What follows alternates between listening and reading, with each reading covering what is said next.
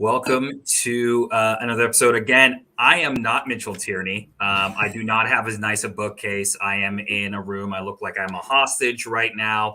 I just got kidnapped from a TFC game. As you guys saw a few weeks ago, my name is Mike Newell. Thank you for joining Waking the Red Weekly, presented by Footy Talks. I have two wonderful and smarter people than me on the call with me, with Jeffrey P. Nesker and Michael Singh. Guys, how you doing? I'm all right. How you doing? You kind of look like Victor Vasquez's goodbye video. A little bit like Victor Vasquez. Yeah, basically, this happened really quickly, so I gotta put something together for the social. I like it. I like the home kit looking sharp on you, man. Yeah. Thank you for, of course, stepping in place of Mitchell Tierney. Obviously, Mitch, once again, let's call it technical issues on Mitch's behalf, and there was a little bit of a delay to the show, so we apologize for that. But thank you, Mike, for stepping in once again. You did such a good job a couple of weeks ago that we had to bring you back here, and I know all of our listeners and viewers, they enjoyed your presence on the podcast. So here we go once again, Mike. Absolutely. So guys, I gotta ask, obviously this felt like a really super busy football weekend this past weekend with MLS Cup and a lot of things happening in Europe. How did you guys get through football weekend 2021? Watching the F1 race, to be honest with you. Crazy F1. We could just have a whole separate episode on just how that ended. Yeah. I mean, I would just talk about how CanSoc needs about 5 Netflix documentaries. I mean, it's right there. It's right there. Like, they should be investing in nothing else but fly on the wall Netflix documentaries, because the proof is in the pudding, guys. I mean, F1 has captured the target demographic that every sport wants, and they skew female. It's insane. Right now, there's a license to print money over there they did not have before. And if you can make car racing sexy, imagine what you could do with football, right? Don't even doubt it. Probably John Herdman's got something going on in the works. John Herdman's talking to everybody, multiple conversations all the time. But this is not an F1 podcast. I did not. It should be. Schedule. A lot of things to talk about this week. A lot in the TFC world as the offseason has now begun. Officially, in the sort of MLS silly season starts at 2:00 when the expansion draft goes down.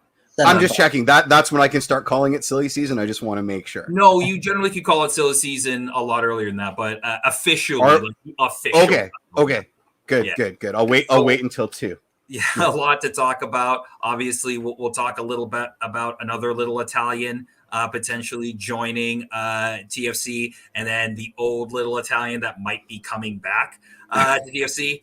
We'll also talk a little bit about some news that Michael dropped over the weekend. If you're on the Twitter sphere, you would have heard about that in regards to a certain DP.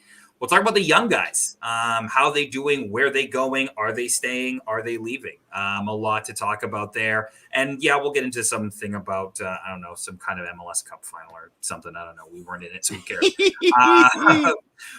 And then, of course, we will talk about the MLS Expansion Draft, as that is today. And there are TFC players that could be picked. I think unlikely, but we'll talk about that a little later. Gentlemen, let's jump into it. Let's do it. We were talking a little bit the last time it was on, and I think this came up in the last pod as well, about Lorenzo Insigne and potentially him coming to TFC. This has kind of been on again, off again since, September. Michael, you dropped some news a little bit last week about that. my question for you guys, and just I get thing from the fan base that I've sort of been reading and seeing out there is just how real is this? Like how like obviously people have talks, and I'm sure agents talk to presidents and stuff like that, and agents get around. But how real is this potential move? You want to start, it's Mikey? very real, Mike. It's very, very, very real. As I reported last week, Toronto FC and Lorenzo Insigne are very close to finalizing a deal that would see him become the highest paid player in Toronto FC history. I know there's a lot of ludicrous numbers being thrown around. I'm not sure if it quite gets to that extent, but the interest is very real. And like I said, it's not finalized yet, but it's definitely on the verge. And, if everything goes right, I would expect Lorenzo Insigne to be named a Toronto FC designated player. Okay, because I saw some of the salary numbers out there, and I've seen a few different numbers. I mean, I'm hearing I heard as high as 15 million a year, which sounds insane. That does not sound. That's like mid-level NBA start. No, it's not an NBA starter money, but it's pretty high. It's pretty high money. Remember, Mike, that's only €5. So, exactly. Well, they're paying. I think he's getting US dollars. I don't think they're paying. Oh, okay. So €7, but at the end of the day, I mean, look, we all know how DPs work in MLS, right? Like there's a charge against the cap, and then whatever else MLSE wants to pay him is between him and his bank statement, right? So who cares? I mean, MLSE's got the money to spend, and if they want to spend it, this is great. I mean, listen, just to circle back, I agree with Mike. I think this is very, very real. My only question is when. Does he come for the beginning of the year? Does he come in the summer transfer window? Does he come in 2023? This is an entirely new kind of signing, and it breaks the league. Not like it breaks the world. I'm hearing TFC want to bring him in as soon as possible. Well, of course. I mean, if you're going to pay him that much money, yeah, and I'm hearing that is the case, Jeff. Is that they're trying to bring him in for this window before the summer happens. They want him to start the season with the club.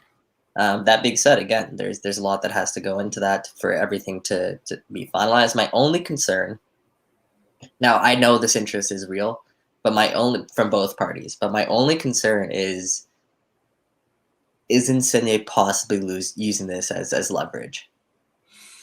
Right. That's my only concern. He is. I mean, of course he is, but it's pretty clear that Napoli is not in a position to pay him. I mean, they offered him a 50% pay cut. You're out the door. And when your club says, "Hey, do you want to come back for half of what we paid you before?" You're out the door. I mean, that Michael Bradley didn't even take a 50% pay cut to stay at TFC. That's insane. For a marquee player to get offered that's basically saying, we don't need you anymore. Stay or go. We don't care.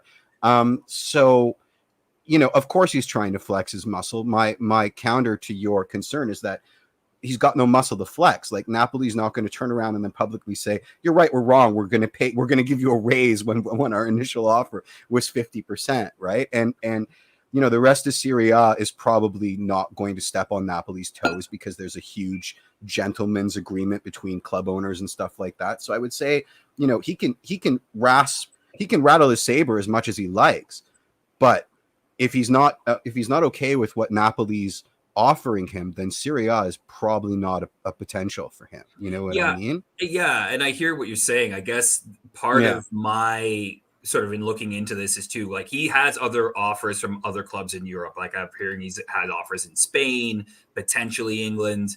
But why now in terms of TFC, I guess is my question, because look, he's made enough money where I don't think money is really that big of a thing. Now, obviously, if he can get that last big bank payday, and you said it right there.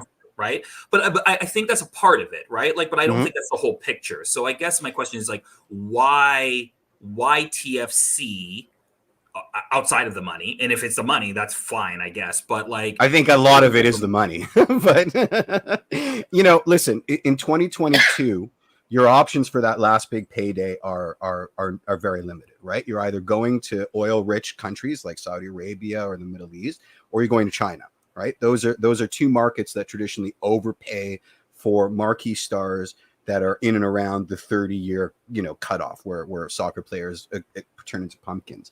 So we already know, there's a serious issue with him getting called up to the Italian national team if he takes a job in China, if he takes a job in the Mideast, to say nothing about his family's happiness, or et cetera, et cetera, et cetera. Those issues exist in MLS. I mean, that's one of the reasons people are saying he's never coming to TFC, is because he's going to be forfeiting his abilities to be called up to the Italian national team. The fact of the matter is that, if I was in his shoes and I'm looking at that one last payday and it's between going to the Middle East or China or coming to Toronto FC, I'm coming to Toronto FC, especially with the Italian community, especially with the relationships with Seba that this club has had. It just seems like a sort of good synergy, right? And then $15 million a year. Yeah, there's a lot of factors, right? And I think, Jeff, you kind of touched on it, but I think one thing we kind of overlook, the main factor is the money, for sure. But the other thing we sort of overlook is how good of a job this club does at pitching players. And 100%. They have a lot of credibility in terms of that, because they have example A, B, C, D. Yeah. There aren't many players who come through this organization that have bad things to say about it. I've heard nothing but great things in terms of the way that they treat their players. The city of Toronto itself, that's a selling point on its own. And as you mentioned, it's just huge. There's a really big Italian community out there, and Sebastian Giovinco is example A, B, C in terms of how special, when you have an Italian superstar in your team, how special the environment can be, and that support can behind a player like that. So there's a lot of selling points when it comes to Toronto FC. And, of course, as I report, they're going to need, I'll say, a couple designated players this offseason. Yeah. So there's that. And in addition, I'll make Woodbridge happy, is in addition to Lorenzo Insigne, I've heard that Toronto FC are looking at another Italian defender to be bringing in. Now, not as a designated player, but I'll leave it at that in terms of they're definitely, let's say, navigating Serie A for some potential signings this offseason. Okay. I mean, look, if you put a gun to marketing exec's head at that Front Street office or that King Street office or wherever the hell they're located, I think it is Front Street, and you said, we've got to go from, listen, we had 4,000 people at a match, we got to go from 4,000 to 20,000. The easy answer is you recapture that Italian Torontonian community, right?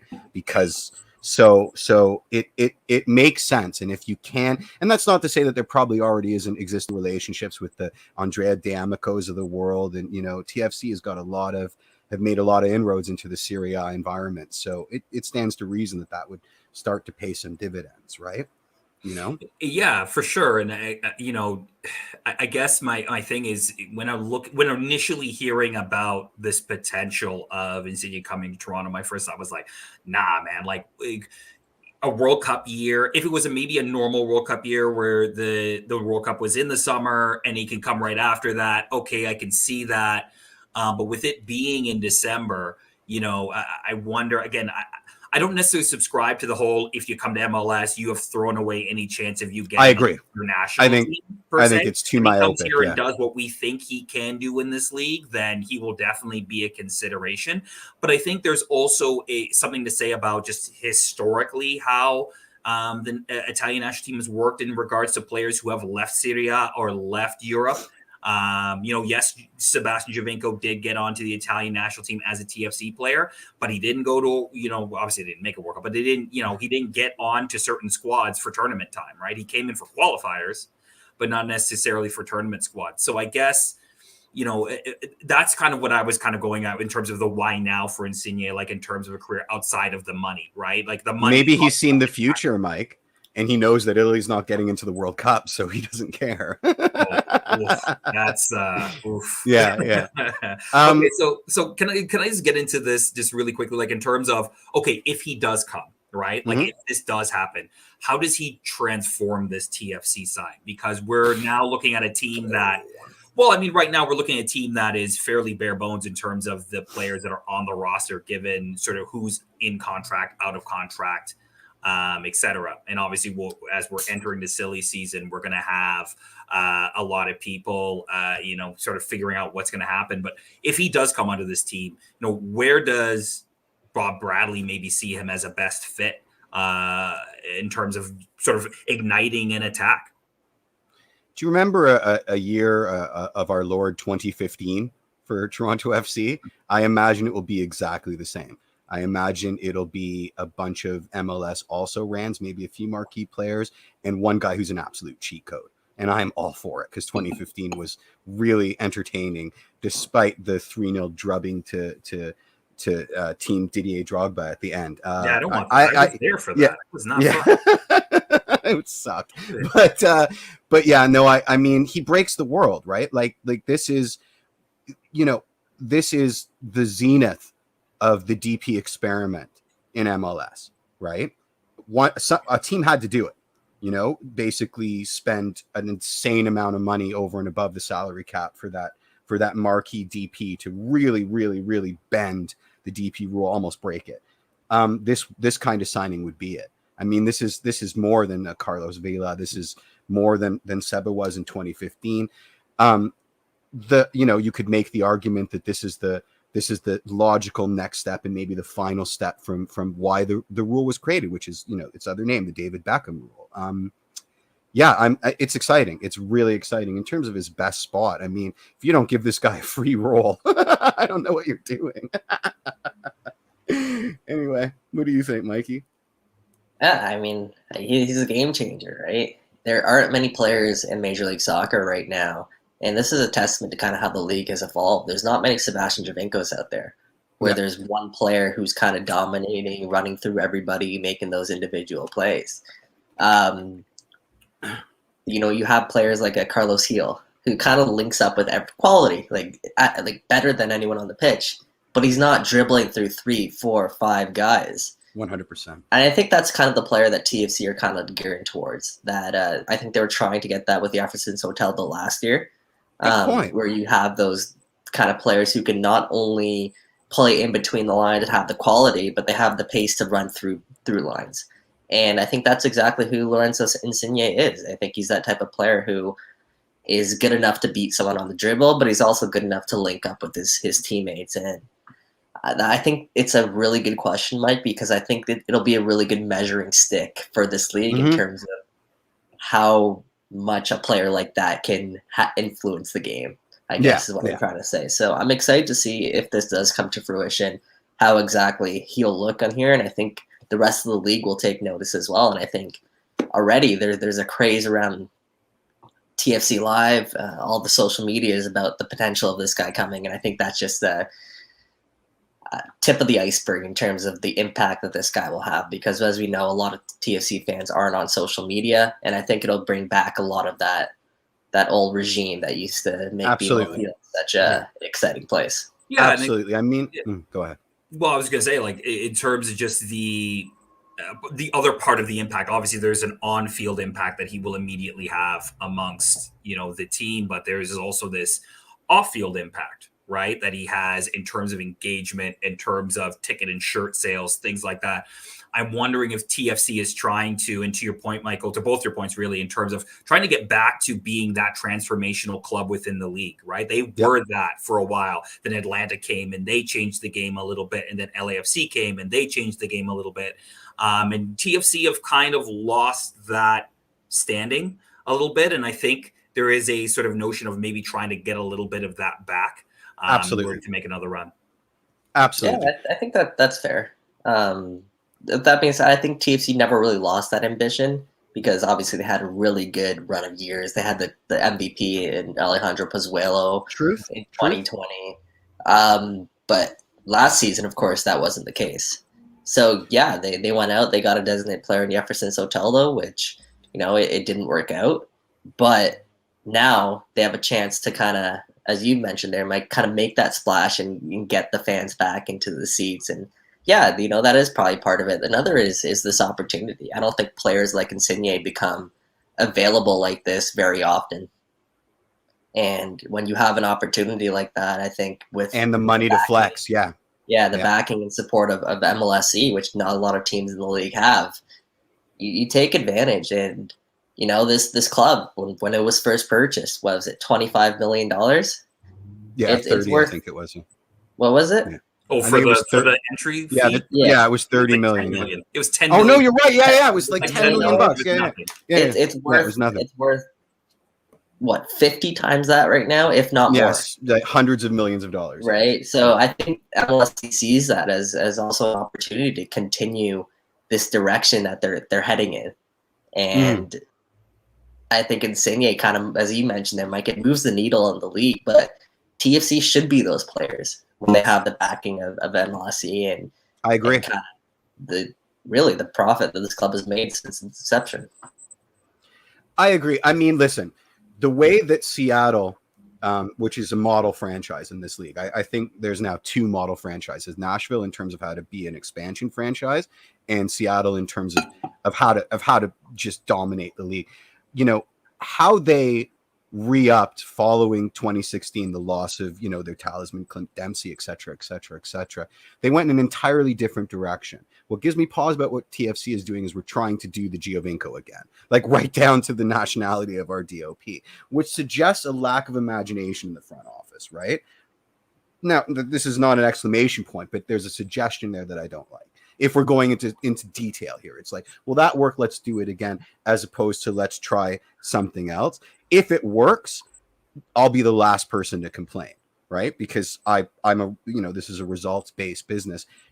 And you probably want to bet on the thing that worked before. So this is not a complaint out of me. It's just something I noticed as we're jamming, boys. And this is not a shot at Sebastian Giovinco, but I think we're talking about a completely different profile player here. Oh yeah. Insigne was a star with the Italian national team. Giovinco was struggling to kind of make that squad. Yep. Without question. He wasn't really a starter in Serie A with Juventus before TFC kind of swooped in there. So I think we're talking just a completely different caliber of player. So I wouldn't say it's exactly the same.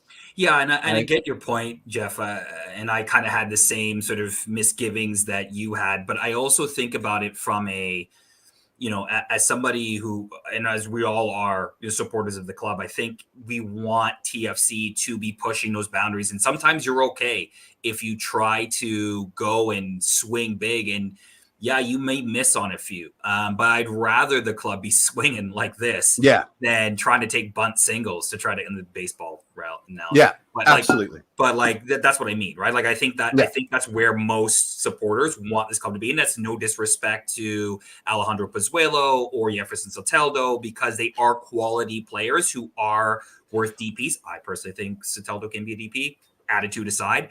But, I think that when we're talking about TFC and where we think this club can be and where people are getting renewals for their season tickets right now, looking at the prices, now they haven't been increased. They have still been frozen for most people. But you're thinking, go out and get a Lorenzo Insigne. If I'm paying that, let's get an Insigne. Absolutely. So we started talking a little bit about Sebastian Giovinco. So let's sort of transition. Oh, one last thing. Last thing. Yeah. If we sign him, are you taking that all for one kit to BMO to get his name set on the back? Can't, I am. Because I, if you can see, I have our Lord and Savior. Oh no, I didn't realize that. Mine's a blank. Mine's a blank, so I will be taking it back in. Well, I normally don't crust back, because I normally do not, but I had a credit and there was a sale and it was like super cheap, so I had to do it. There you go. So moving into another the first transformational Italian that came to TFC, had an interesting weekend, I would say, in terms of getting out there, getting into an interview and a piece that was on the front page of the Toronto Star sports section this weekend. If you were able to check that out, a piece by Laura Armstrong, who's a friend of the show. But I guess from your guys' perspective, like, do you think this was a good idea for him to come out and basically say, look, I want to be back. Here's what happened in 2018, 19. Like, this is why I didn't come back. Like, do you think this was a wise move on his part? For me, it's a sign of desperation. Yep. I think this quarter wasn't his first resort, and I think it's sort of what he is shown he can. He's not afraid to do, let's say, and that is play to the heartstrings of the fan base. Yep. And in hopes of, it creates a spark, and we kind of start talking about the potential Sebastian Giovinco back to TFC, put some pressure on the front office.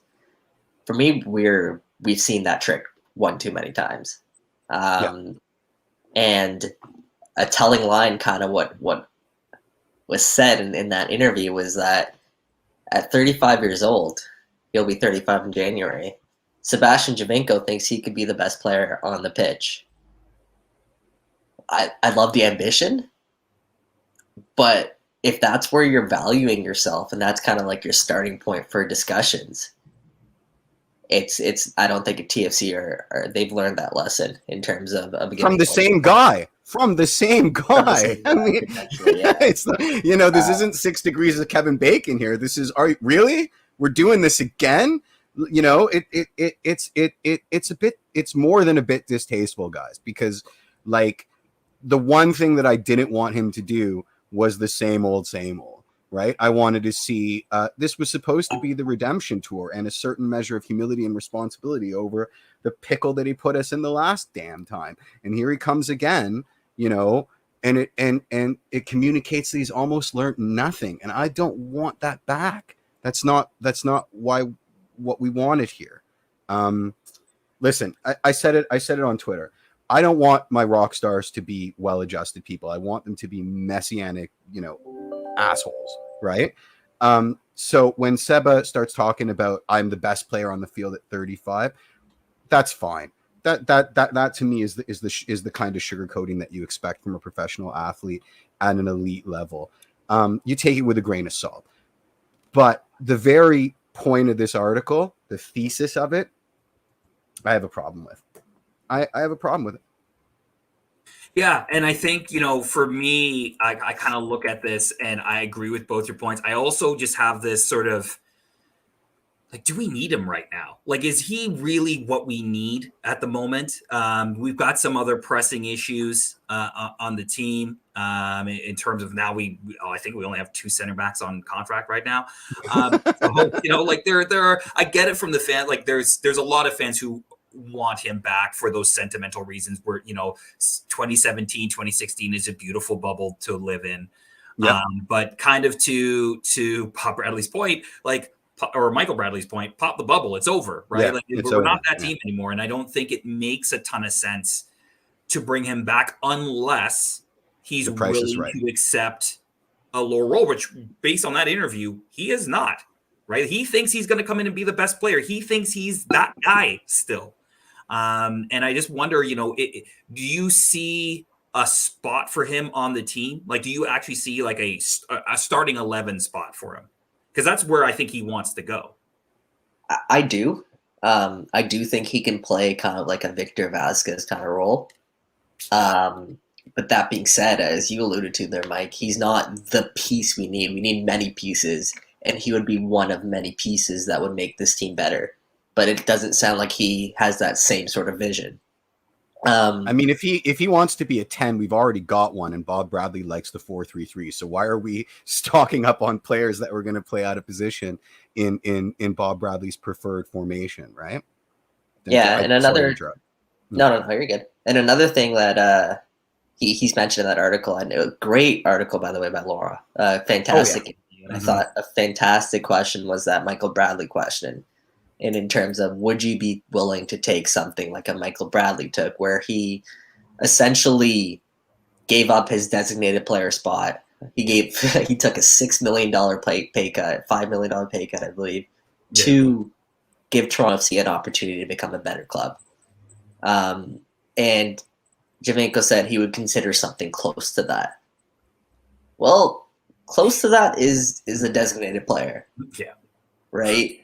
And hypothetically, let's say even if it is a max allocation money contract, a max TAM contract, this league has evolved so much where that needle is moving in terms of those players. Michael Bradley, at this point in his career, he's being criticized for the amount of money he gets paid and the 100%. contract taken up. And you look at the fact he took a pay cut 2 years ago, a significant pay cut, where he would have been easily worth bringing back as a designated player at the time, but instead he decided to opt in and come back as a TAM contract. So Yep.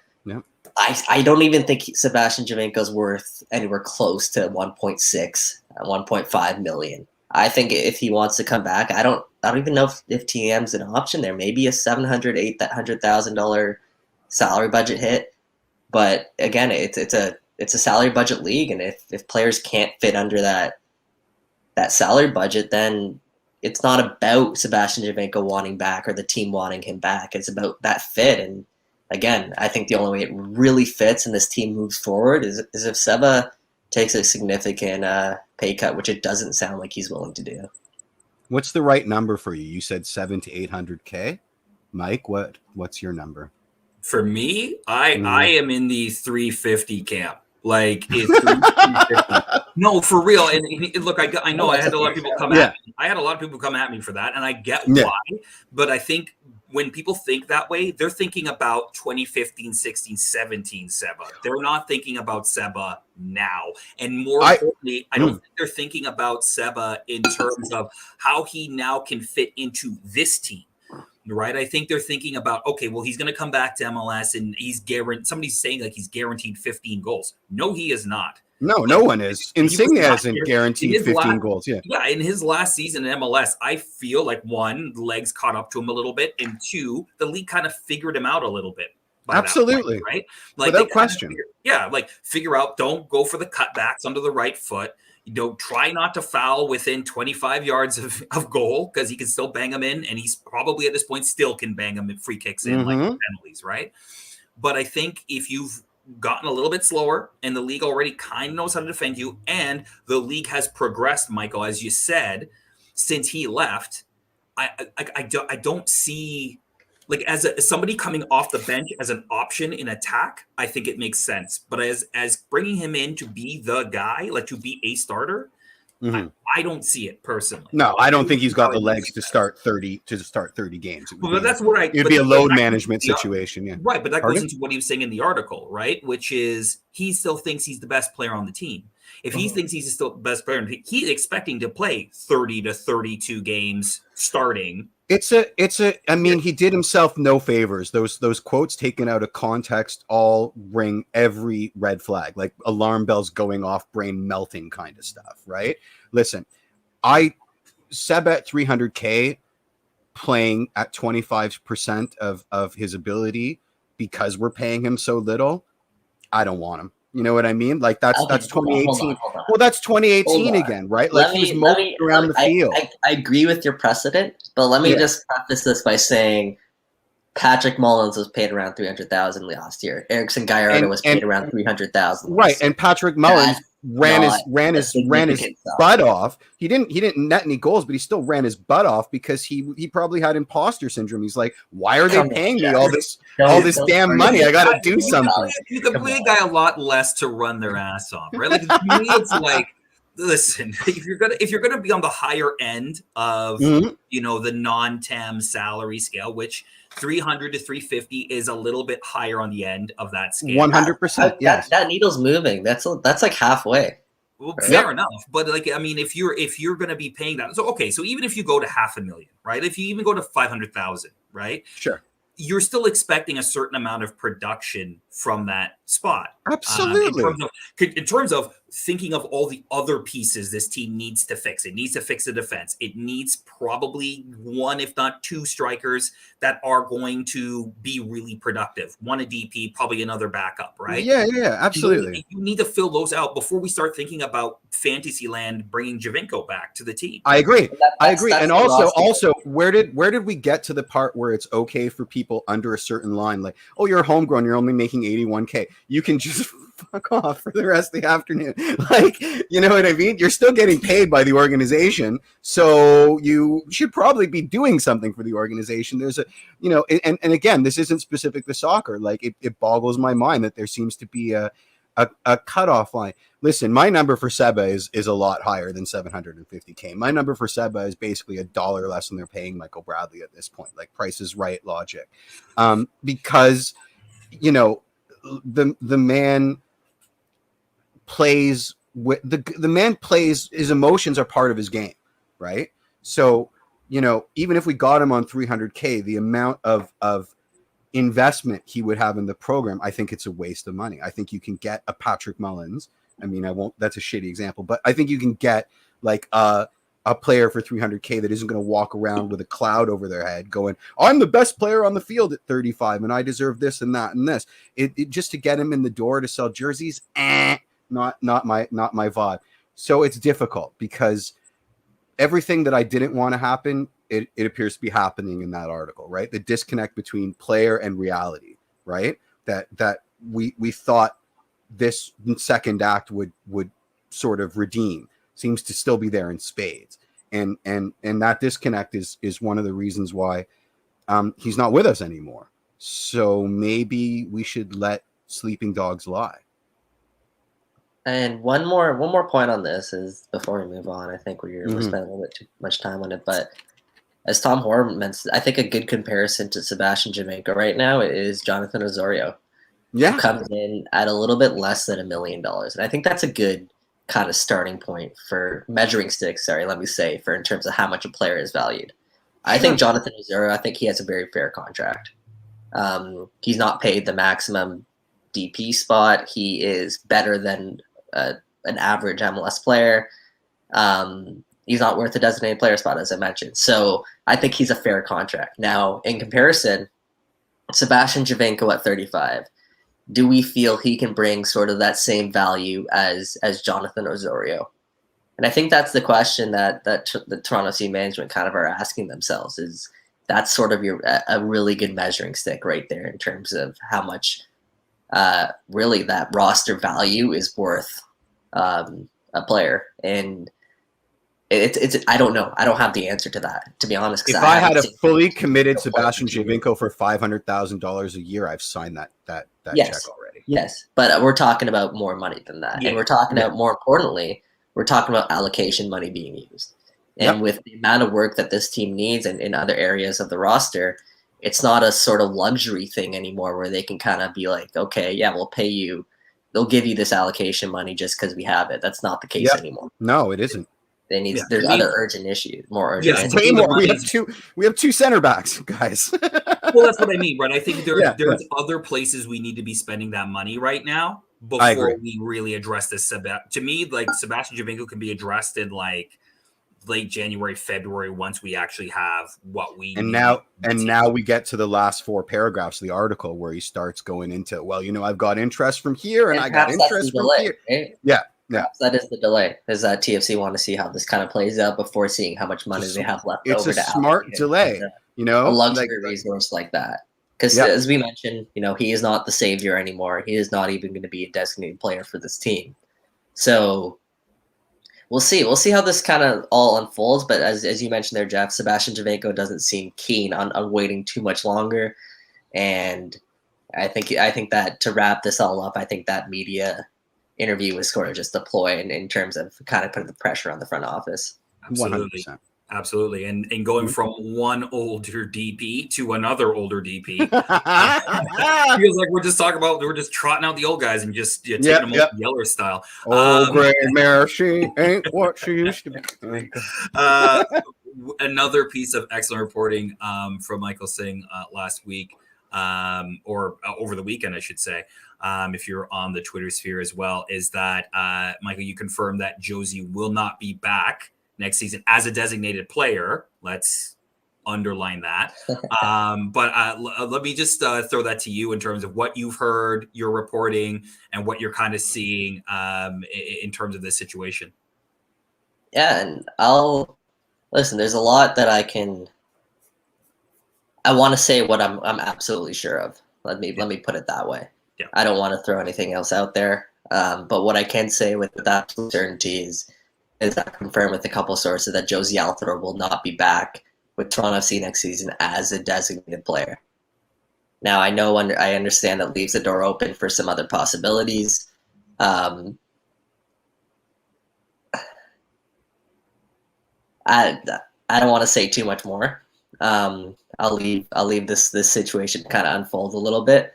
But well, yes, it has been unfolding Oh, because yeah. everybody knows MLS rules. You know what MLS rules remind me of? Um, Pure chaos. Nobody has a clue, and at the end of the day, I think clubs just do what they want, and it's very much a don't ask for permission, beg for forgiveness later, right?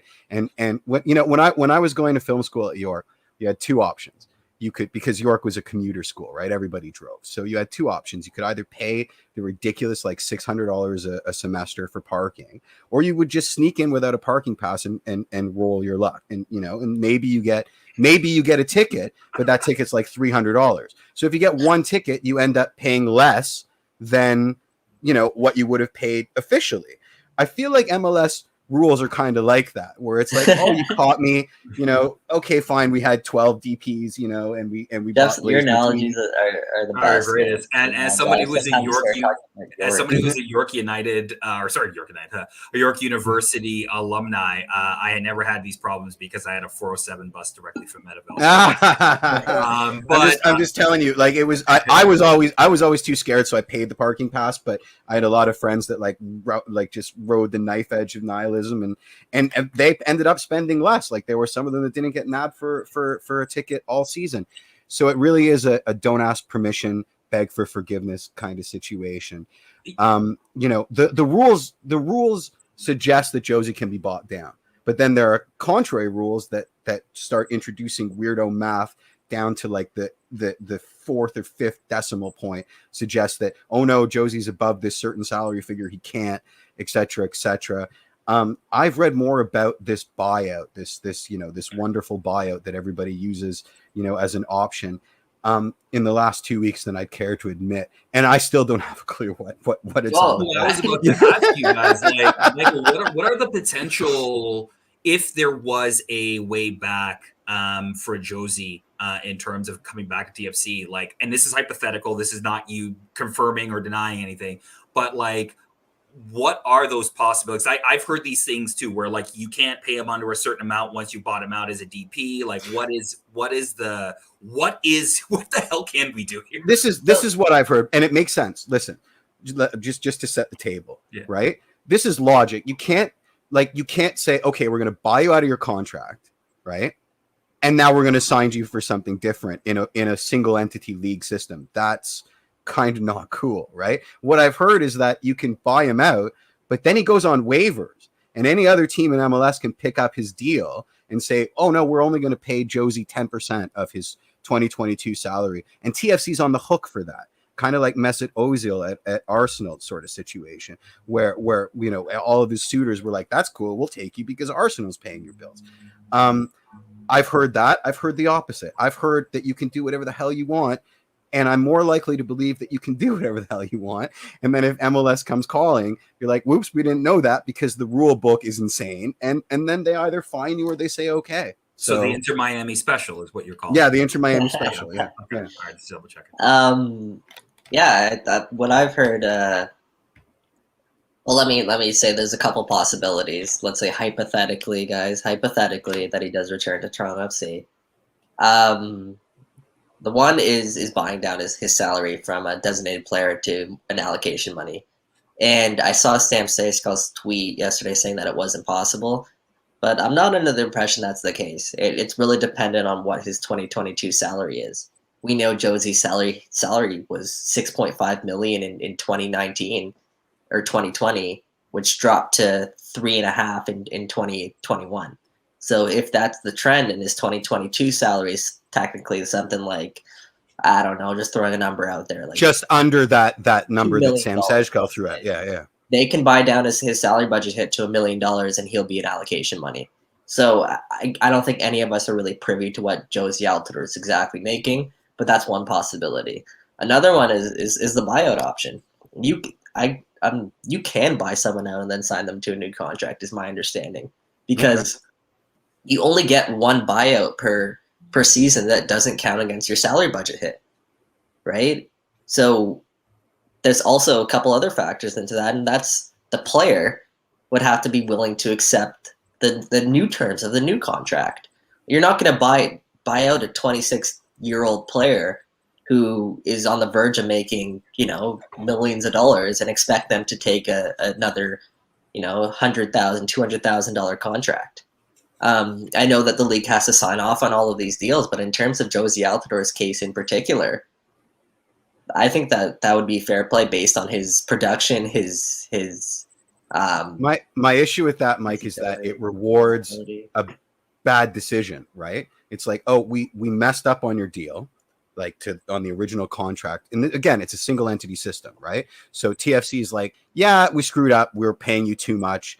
We understand that you agree with that and we're going to pay you less, but wouldn't league office be like, there has to be a penalty for bad business? It's in the rule book. You get one off-season buyout for cases like this where you screw up a contract. Again, like I said, the whole concept of the buyout seems diametrically opposed to the rules that I'm reading about what you can do post buyout, right? It's like, well, we gave you this pressure valve so that you can get out of a bad deal. But if you decide to use it, it's a bad deal for you, which is like double jeopardy, and it makes no sense. But I mean, it's at the club's expense, right? They're paying the hit, and there's not many clubs that would be willing, let's say, to buy out a designated player. There's not many. Yeah, right? There's a lot of money, and that's the kind of the flex that MLSE has right here, and the might that they have is that they have that flexibility where they could be willing to flex that buyout, and then here's my other question. Thanks for reminding me. Haven't we bought out Ali Curtis already? Well, he left on his own accord, right? That's different. But there was still. I mean, none of us knows, but maybe we did, which means that we've already outlaid a significant chunk of cash on getting him off the books. We've got Lorenzo, cross your fingers, coming in at an insane amount of money. Right? Like when is enough for MLSE? Remember, they've got other properties they've got to maintain, and it is a pandemic year I will say this. I don't know. TFC is already the top salary team in the league, right? Mm-hmm. Like it's almost like to Michael to what you're close to it. So Michael, to your point, it's like, what's a few dollars more? Do you know what I mean? Like if it makes you a better team, clearly the board is willing to commit to make this team a championship contender again, because they see what happens when this team is a contender. The building is filled, there's interest from media, et cetera, et cetera. So from that perspective, it only makes sense that, and trust me, if they're paying Jozy out, $4 million for his next year of his deal, whatever that is, that is a drop in the bucket compared to what they paid for Kyle Lowry for 1 year, for John Tavares, for all these other players that play for other properties that you were talking about, right? So from a buyout perspective, Jozy Altidore in the grand scheme of MLSE is kind of a drop in the bucket. Especially if you want to get back, the best way to kind of get fans back in the seats, and I know this is the Toronto Blue Jays mentality, it's winning. And winning is what sells. And the best way to do that is taking that little bit of hit. And I'll address this one more time in case you missed it, Ivan, is why wouldn't teams want to buy out their DPs if they can re-sign them at different contracts? As I mentioned, you only get one buyout per offseason. That does not count against your salary budget. So you can buy out as many players as you want, but they'll still count against your salary budget. Now, the second point to that is there's two parts to it. Is the player would have to agree, be willing to sign a new contract instead of turning down millions from another, let's say, MLS club or any club around the world. So if you're going to risk buying out a designated player, it's a risk. That's probably why other clubs wouldn't do it. Again, maybe I'm wrong there. As you guys have talked about, like MLS rules are like nearly impossible. They're insane. I love it, but it's also they're only insane when David Beckham's involved. When David Beckham's involved, that's when it gets insane. There's probably clear rules, and then there's sort of like Beckham audibles that I feel like exist. For sure. Well, let's move on, guys. Like obviously we're talking. Let's close it out. Close it out. Are we good with Jozy back next year? Because I am. If it's one more year. For sure. Yeah, it's one, even as a DP, it's one more year. If we get Lorenzo, hold on. Okay, but I'll move this conversation forward. I've heard another thing is Jozy won't be the only designated player TFC have to replace heading into this offseason. So I'll leave it at that. Yeah. You guys can read between the lines. Well, look, if Jozy can come back and on less dollars and not on a DP slot, the jersey's here for life, right? But if it has to be like if he's basically it's DP or nothing, then thank you for everything, my friend. You gave us wonderful memories. Hopefully you can find something. And don't worry, if he doesn't have a paycheck for a while, Sloane Stevens is doing well. He'll be fine. Yeah. She just signed a merch deal. Yeah, absolutely. Yeah. So transitioning into away from the younger guys and into the other half of this roster, because it feels like there's very little in between. There's like older guys and then kids. And then so babies. Let's talk a little bit about the babies. Obviously the news last week came down to Julian Dunn has signed with the amazingly named Ham Cam. Didn't know this club existed before. Great club name. I can't believe that's actually the Twitter handle, but that's amazing. So great for him. He's obviously moving on to Europe and had an opportunity to do that. But then starts to snowball once he announced that with Ayo Akinola throwing his 2 cents into the comments. And I actually didn't read the comment until somebody pointed it out to me. And I tweeted, like, is there a possibility that he could be going to Europe? And I only said that because his agents have a lot of connections towards European clubs and things like that. Julian Dunn just signed with the same agency. Exactly. That was sort of my point around that. But it started to spark this conversation around an exodus of the young guys. Like, is there a possibility that some of these young guys are maybe looking towards Europe and maybe seeing that the grass is greener on the other side? So, is this something that we should be concerned about as supporters going into the new season? Yes. I'm concerned about them moving on to Europe. Of course not. That's how it goes for an MLS club. The insubordination I have a concern with. There's absolutely no way that Ayo and Noble didn't know what they were doing. There's no way in hell they didn't know what they were doing. There are other outlets to voice those concerns. You don't have to be that cryptic unless you're trying to. But this is 2021 and they're young guys, right? Like this is like how social media now works. Then take their phones away. You have to have a certain responsibility. I mean, to open up that powder keg is unprofessional, and if it can be misunderstood, it will be misunderstood. So have a bit more self-control. I mean, you're a professional football player that is getting paid money to be a professional. That means that you don't get to go on Facebook and what happened to Mike? We lost Mike there. No, but I mean, listen, that's par for the course, man. Like, when you go to a private school, you have to wear a uniform. When you're a professional, you have to maintain a certain decorum. You can't have your cake and eat it too. And I just think that was a stupid move that was bound to be misunderstood.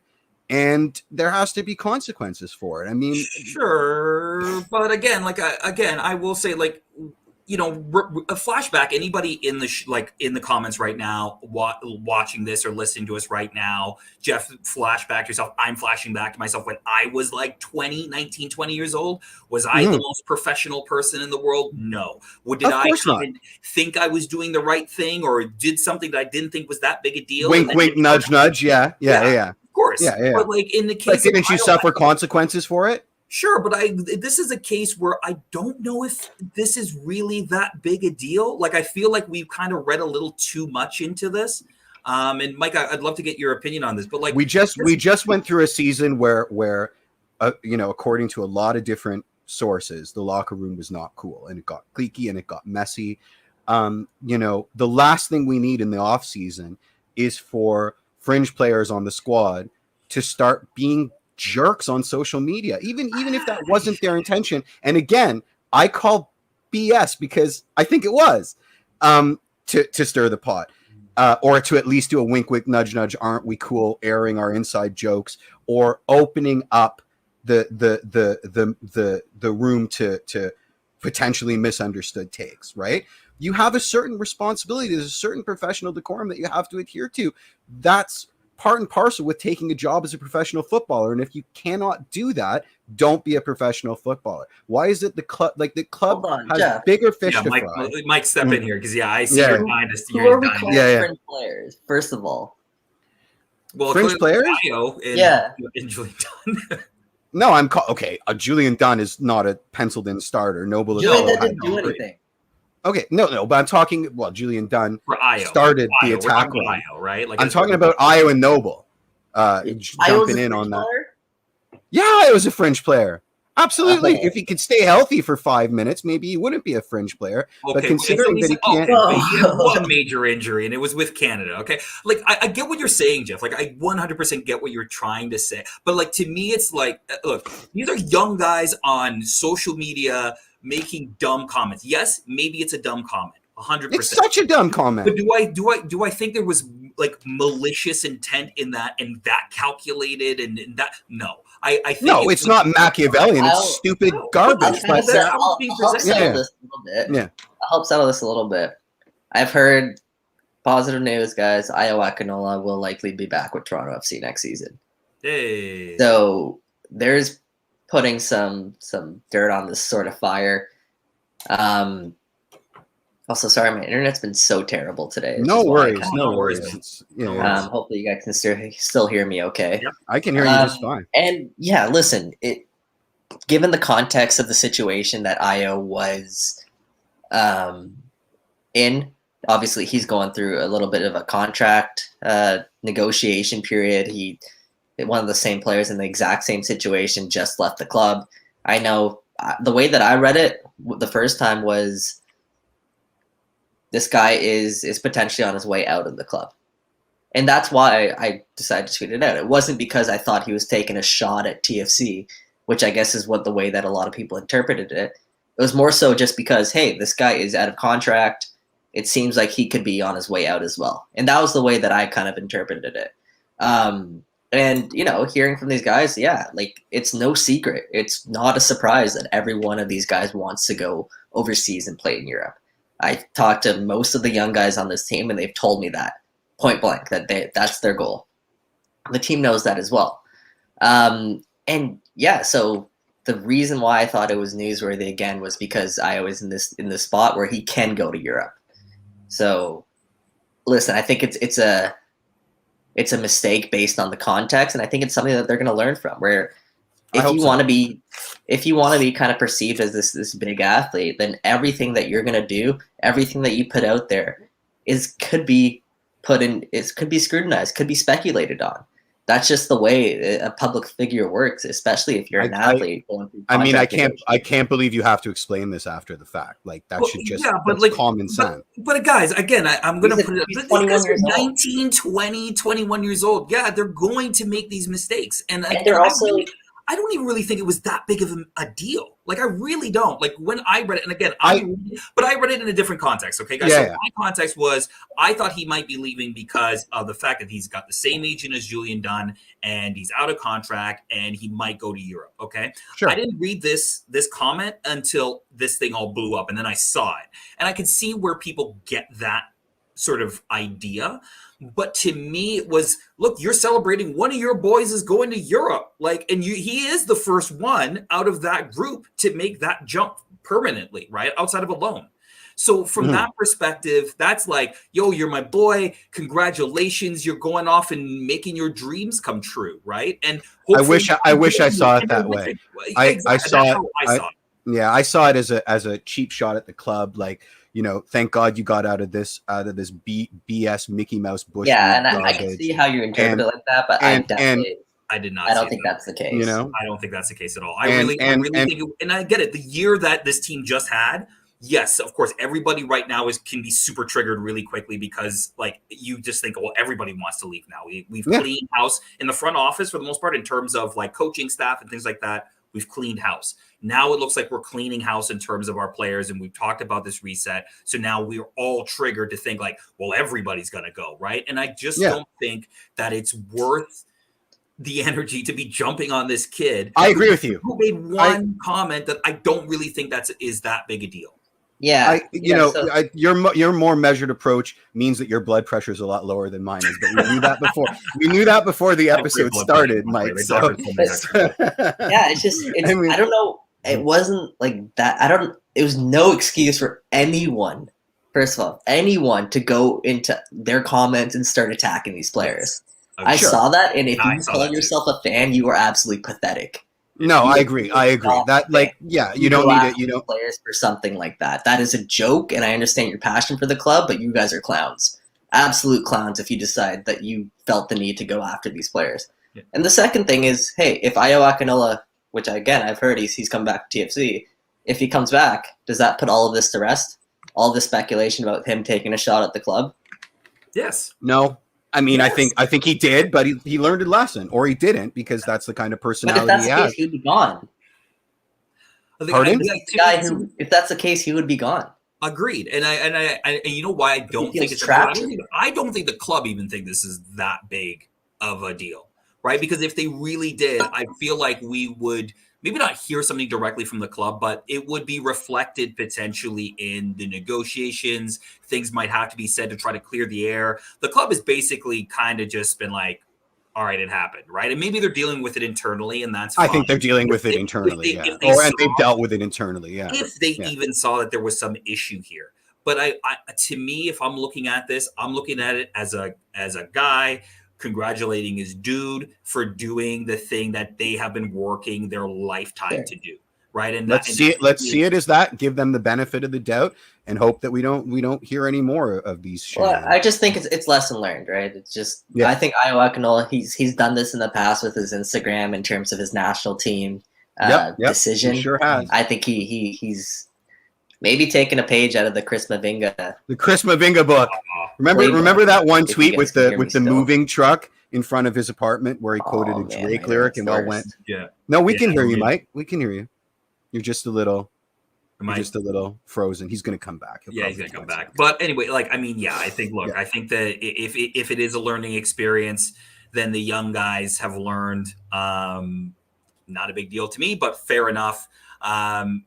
Let's get into a little bit of the last items here. Specifically, let's talk a little bit about MLS Cup Final. Well, first, I just want to say it's super duper cute that Jaquil Marshall-Rudy and Jaden Nelson are like best buddies that are just touring around training together. Like that's my favorite. They can't go anywhere alone. I love it so much. Well, Jaquil is at London now. He's with your Gunners. Yeah, I know. Super exciting. Very, very exciting. Obviously don't read too much into it. It's training. This happens all the time. Players want to stay fit. So they'll go train where they can. But Arsenal is skewing younger. So it stands to reason they might be looking at some value added picks from non-traditional markets. And there's a lot of ink being spilled on Jack and JMR. So, now might be the time. Mike, I think you answer this best because the question is right there. I mean, is it time for these guys to move to Europe? Is it time for them to start thinking about that in the real? They're not moving to Europe. That's not the case. They're training with these clubs, and and we said that while you were away. But I mean, regardless, do you think that it's sooner rather than later for them to make their big moves? I think it would do well for them to develop in a system like Toronto FC if TFC give them that opportunity, and I think the club did a decent job of it last year when nothing was really on the line. Especially with Jaquil. I thought Jaquil, got a decent amount of minutes. That being said, the pressure's on where these guys need more time. Yeah. And I know that they've been getting, specifically Jaden got some rave reviews at Anderlecht for, his kind of skill and his caliber of play. And that's what we've been seeing too, kind of watching this guy play and develop. And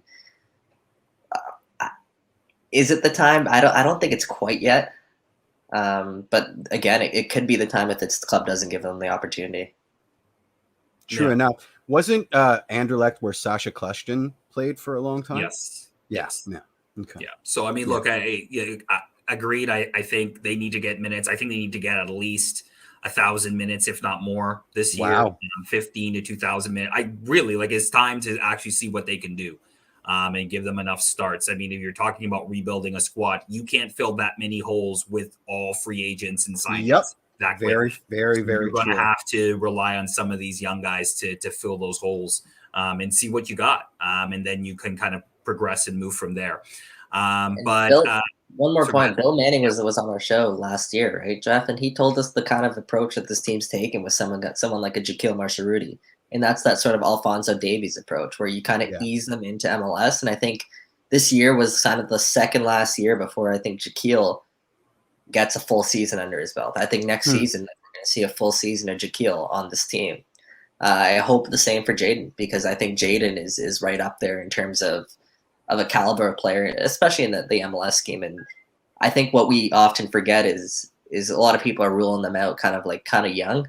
You don't hit your peak until you're at least you're 22, 23, 24 years old, if that.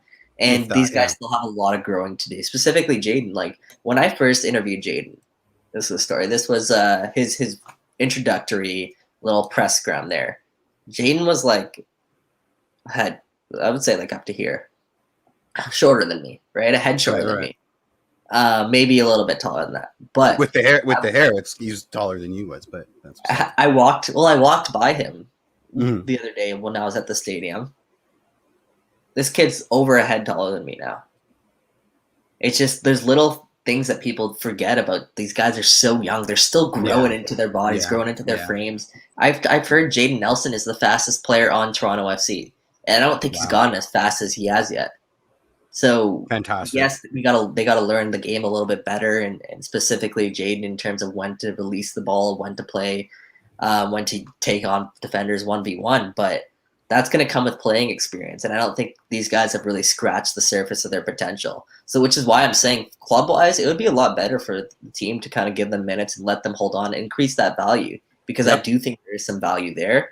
And then, kind of show that they can get these guys overseas, because as we talked about a lot, there isn't that blueprint yet for one of their guys going overseas. It's all over MLS. I mean, if you look at Diego Rossi Edward Atuesta, who LAFC has been holding on to for far too long. They just let him go to Palmeiras. What are they getting? 4 million, 7 if all performance incentives are met. If they had let him go 2 years ago, they would have tripled that. MLS wants to be a selling league, but to be a selling league, you got to sell players. You got to sell them when they still have value, right? And that goes to my question here, just in regards to as a club, do we want this? Because we're kind of in this flux in terms of what we want this club to be, right? Do we want it to be the mega club, like Michael Bradley back after winning the treble was like, we want to be the Bayern Munich of MLS. We want to be the team that's always competing. Well, they buy a lot of players, right? Yeah. Not necessarily develop them all. Martial is really good. But do we want to be that team that is starting to develop young players and sell them on? Because we really haven't done that as a club, right? There's examples here like Daniil and things like that, but realistic, we haven't really, and I know kind of nod the head, Michael, because it's kind of that's a little, but truly from cradle to the first team, we haven't really done that as a club yet. Is that what we want, right? Or are fans really wanting just a team that goes out and buys an Insigne every year and we compete that way? I mean, it looks that way. All signs point to that, right? I mean, when pressed, this team goes for what they know, which is the big ticket marquee signings and the win now mode, right? It's the same as every new coach steps in their first press conference. They're like, I'm going to play entertaining, free-flowing, attacking soccer. And then 2 games into their career, they park the bus and it's like a 5-1, or, it's like a 10-man backline. So yeah, I think it's easy to say. It's fun to let those words come out of your mouth. We want to be a selling club because that's the goal. But the reality is a whole lot more difficult. And I don't actually think it's Toronto FC's decision to make. I think that's something the league has to instigate. And they've been very, very, very wishy-washy about it in terms of, because it's a single entity system, right? So all things go through the league office, and they've been very wishy-washy about it. I mean, the league can't force Toronto FC to sell their players. No, but the league can push for the league like the theme of the league, right? That's something the league mandates, and that's if you look around the league, that is the case where a lot of teams are doing exactly what we've been saying is selling off, getting players young, and then flipping them for a profit. Now, but not as good as they could be doing because they're holding on to them about 2 seasons. Potentially, yeah. But what in terms of your question there, Mike, I think TFC want to accomplish both. That's really hard. That's really hard. That's the ambition that this team has, in my opinion. Like the model that they're going after right now, as we've talked about a lot, is in MLS. It's a really DP heavy league. So what they're doing is they're not investing in young designated players, hoping a couple of years they can flip them for a profit. They're investing for players that can make a difference right now. Other leagues around the team aren't necessarily taking that same approach, but other leagues don't have Toronto FC's, I guess, financial flex. But they're also developing or trying to develop their young players. And in hopes of, sure, they can make an impact on the MLS squad.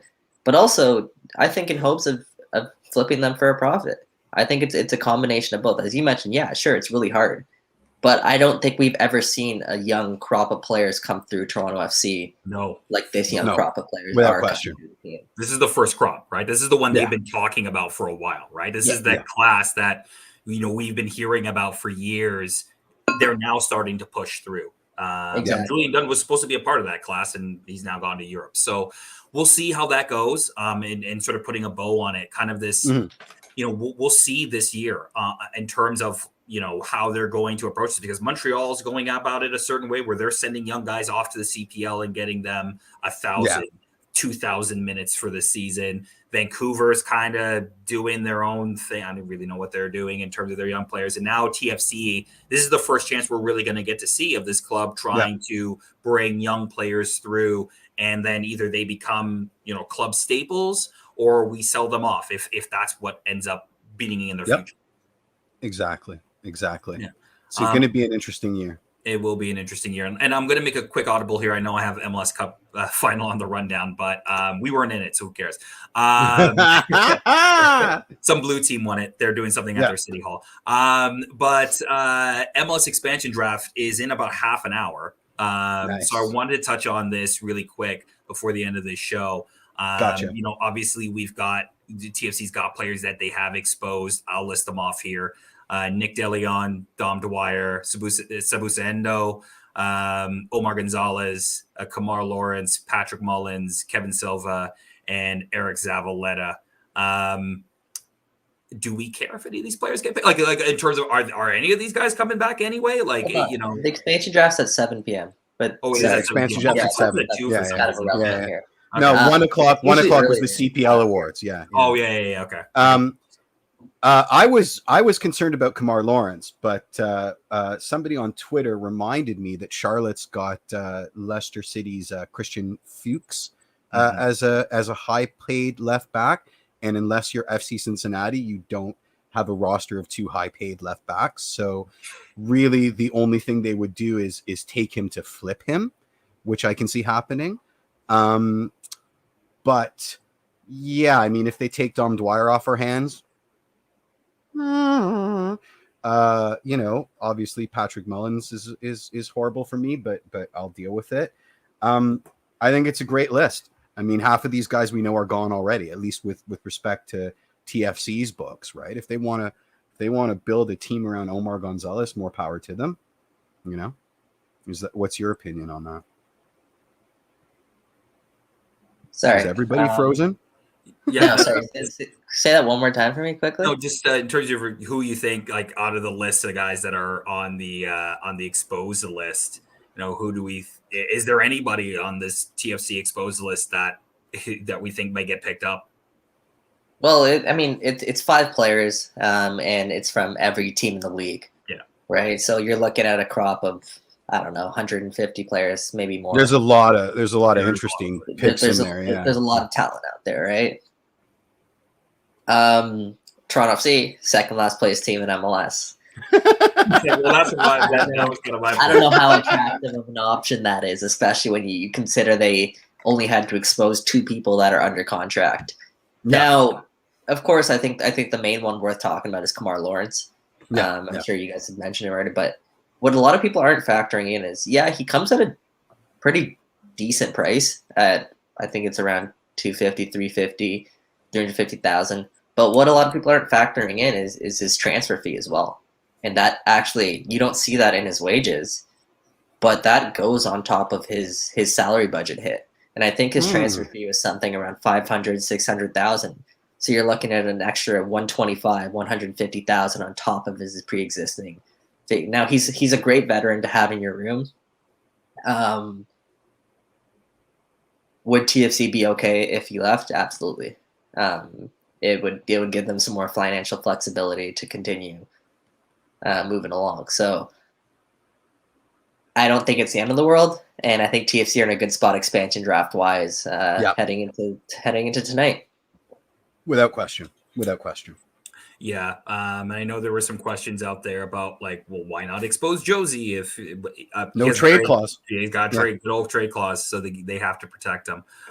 In that case, I'm not sad if any player gets picked. Good luck to you in Charlotte. I've already gotten over my losing Patrick Mullins depression, so I'm good with it. Yeah, good luck to you if you get picked. I highly doubt it, and apparently Eric Zavaleta is already talking to the Galaxy, so. Good for him if he can pick up another job there. Okay, so we'll sort of move on from that because I don't think.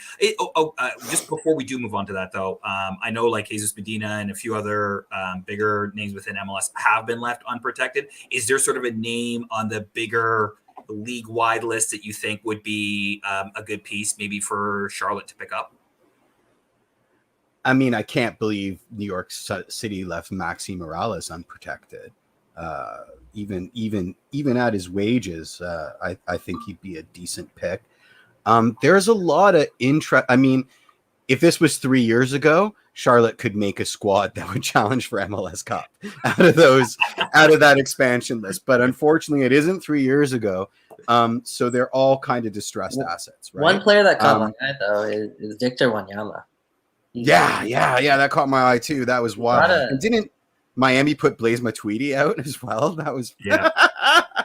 They gotta get rid of a lot of players. Yeah. They really do. Do you think they would take Wanyama though? At like, what if he's making like 3 or 4 mil a year? Is he? Would they actually pick him up? I don't know. I don't know if they actually would. I wouldn't mind building around someone like. I think Victor Wanyama is a very good piece to have. I think he's been good in Montreal. And I don't know if Montreal trying to free up a DP spot for something bigger, but I still think he can definitely hang in this league and boss around. Absolutely. So I would definitely take a serious look at that and serious consideration. Fair enough. I think they'll go Medina. I think they go for Medina. Also, Tinderholm is also. He's an injury worry though. But again, if he can stay fit, he's still. I mean, he's a destroyer. He's, no one likes playing against him in the entire league. Everybody. Well, we're already on this NYCFC train, so why don't we just sort of wrap things up by talking about this past weekend's MLS Cup Final. NYCFC win on pens. I thought was deserved, just like Justin Morrow and I predicted. Exactly. There you go. Did you put a ticket on that? Did you actually put any? No, I'm upset, but I didn't. Fair enough. But I thought they got a deserved win in the context of the game, guys. I'm assuming you both saw it or at least saw enough of it. What did you guys think? That equalizer, man. Oh wow! Yeah. The noise. Wow! I've seen videos from people in the stadium like that. Me too. They lost their minds. I mean, forget about win or lose. It's a coin toss at the penalties. But like that equalizer, that's something that fan base are going to talk about for decades. Like, where were you? What were you doing? Did you lose all of your beers? Like what? What? It's just amazing. I mean, the latest goal scored in MLS Cup history. Portland, that should have been it for them. It's a heartbreaker. No one, I mean, having lived through 2016, no one likes to lose the final in your own house, right? Yeah. But if you stayed around, you would have seen Wani Dila get into his underwear and do push-ups on your pitch. So think everybody cleared out by then. Yeah, It was like the yeah. CPL final. Everybody's like, we're done. We're leaving. Yeah, yeah. I mean, I'll always remember walking, but with my wife, we were walking out 2016, and you had to walk by gate 1. So the Seattle away fans was still stacked and they were all losing their minds. And this one guy, as we were walking past the streetcar, just went to town on one of the trash cans, like just started kicking it. And I swear he was breaking his foot. He's kicking it so hard. And we were all like, dude, like just relax. It's just the game. But, yeah, no, it was not a fun walk back into the city center following that. So my heart goes out to the Portland people, especially since they 1990'd it and like camped out outside in long lineups and had wristbands like it was a Lollapalooza concert as opposed to NFTs and stuff like that. So very entertaining MLS Cup, super entertaining MLS Cup. Yeah, I watched a lot of Portland Timbers playoff games actually leading up to that. And that's exactly their brand, where it's really one-sided, but they're defending really composed. They're defending really well. And then they hit people. They hit people on the counter, and they get kind of catch people unexpected. That's sort of kind of how this played out again. Obviously, it came down to sort of a bit of a desperate measure this time. But I was expecting Portland from that point on to kind of just go on and kind of what they've done the whole playoffs is take advantage of that moment, but too little, I guess, too late, and MLS Cup decided in penalties. What are you gonna do? We know that life. Yeah, we know that life. I actually thought they were going to win the game. Just like we need to put an end to this show, right? Yeah, exactly. Yeah. Well, hey, look, to wrap things up, guys, any last little bits that you want to get out there before we wrap the show? I am spent, man. We have discussed every possible facet this week. This is fantastic. All right. No, thank you, Mike. Thank you once again for stepping in. Absolutely great host. Apologize for my internet issues, but hopefully you guys heard enough of me ramble, and we appreciate everyone obviously chiming in the chat. Very lively chat today. I've seen I got radioed a couple times on Twitter, which is, it means we're making it, guys. Absolutely. I see Matthew spoiling the CPL awards that I plan to watch after this, so I'm just going to mute everything. I turned Twitter off for that. But yeah, guys, thanks for having me again. Mike, always. Everybody in the Twitter sphere and watching on YouTube, thanks so much for watching this week and listening in. For those who are listening in after the live show, which I know a lot of you guys do, thanks again for listening. And these guys will talk to you next week. I may not be here, but these guys will definitely be back, and hope Mitch is going to be back as well. Well, you got to plug your own show because you're not an amateur. No, you've got your own thing. Yeah. And House on Lakeshore podcast. Myself, Sean, as you guys have talked to before, we'll be on. We're actually recording an episode tonight, so it's double. Good luck with it, guys. Yeah, and then we'll have that episode out. That's probably our last one before the holidays. But yeah, if you can listen to House on Lakeshore podcast, find it on wherever you find your pods. Or just follow us on Twitter at TFC BIPOC fans. We run it through the coalition. And we'll probably be repeating a lot of things that are already here. So I very much look forward to it. Yeah. Yeah, Mitch is definitely going to yell at us, so we better lock it down. You want to take us out, Mike? Yep. All right. Absolutely. Well, guys. No. I mean, Mike Singh. He's got control of our video stuff. But you can do it too. Give us a nice little outro, Mike. All right, guys. Well, on behalf of Michael Singh and Jeffrey P. Nesker, my name is Mike Newell. Thanks for listening this week, and we'll see you next week. Take care, guys. Thank you.